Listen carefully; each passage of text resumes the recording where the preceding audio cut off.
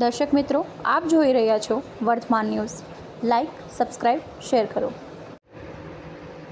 Than તાલુકાના તરણેતર ખાતે આયોજિત પ્રદર્શનમાં એક પેડ માં કે નામ અભિયાન અંતર્ગત યોજાયેલો જનજાગૃત કાર્યક્રમ. થાનગઢ મ્યુનિસિપલ હાઈસ્કૂલના એનસીસી કેડેટ્સ તેમજ ઉપસ્થિતિ સૌ લોકોએ લીધા વૃક્ષ વાવવાના સંકલ્પ. સુરેન્દ્રનગર જિલ્લા વન વિભાગના સહયોગ સાથે કેન્દ્રીય સંચાર બ્યુરો જૂનાગઢ દ્વારા કરાયું આયોજન.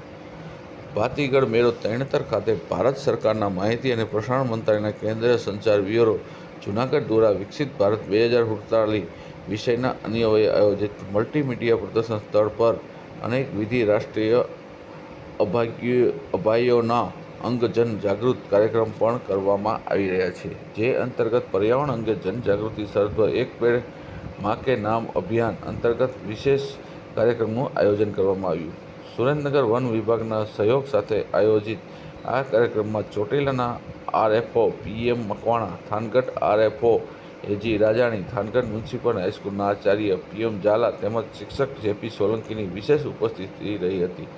કાર્યક્રમ અંતર્ગત મ્યુનિસિપલ હાઈસ્કૂલ થાનગઢના એનસીસી કેડેટ પર્યાવરણ જનજાગૃતિ સર્વે વ્યક્તિગત વક્તવ્યના માધ્યમથી જાગૃત સંદેશ આપવામાં આવ્યો હતો. તેમજ આ સંદર્ભ સંવાદ કાર્યક્રમનું પણ આયોજન કરાયું હતું. વન વિભાગ દ્વારા વૃક્ષના છોડનું વિતરણ કરવામાં આવ્યું હતું. કેન્દ્રીય સંચાર બ્યુરો જૂનાગઢના અધિકારી દેવેન્દ્ર ત્રિવેદીએ પર્યાવરણના અનુકૂળ જીવનશૈલી અપનાવવા અપીલ કરતા ભારત સરકારના મિશન લાઇફ અભિયાન અંગે ઉપસ્થિત લોકોને વિસ્તૃતમાં જાણકારી આપી હતી. સાથે જ વિકસિત ભારત 2048ના સંકલ્પને સાકાર કરવા પર્યાવરણને સાથે રાખીને સતત વિકાસ કરી રહેલા આપણા ભારત દેશના વિશ્વ સ્વીકૃત અભિગમને લોકો સમક્ષ રજૂ કર્યો હતો. થાનગઢ આરએફઓ એજી રાજાણીએ ઉપસ્થિત લોકોને પર્યાવરણની સમતુલા જાળવવા અને માનવ જીવન માટે આવશ્યક એવા વૃક્ષોને જતન કરવા માટે સૌ કોઈને આગળ આવવા અને વધુને વધુ વૃક્ષોને વાવેતર આપણા સૌ થકી કરવામાં આવે તેવી અપીલ કરી હતી.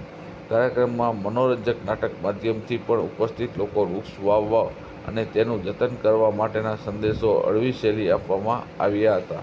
કાર્યક્રમ સર્વે આયોજિત સ્પર્ધામાં વિજેતા થયેલા વિજેતાઓને કેન્દ્રીય સંચાર બ્યુરો જૂનાગઢ દ્વારા ઇનામ આપી પ્રોત્સાહન પૂરું પાડવામાં આવ્યું હતું. કાર્યક્રમના અંતે સૌ લોકોએ વિકસિત ભારત 2047ના તેમજ વૃક્ષ બચાવો અને વૃક્ષનું જતન કરવા સંકલ્પ લીધા હતા. વર્તમાન ન્યૂઝ ભટ્ટી ઘનશ્યામ બટવા.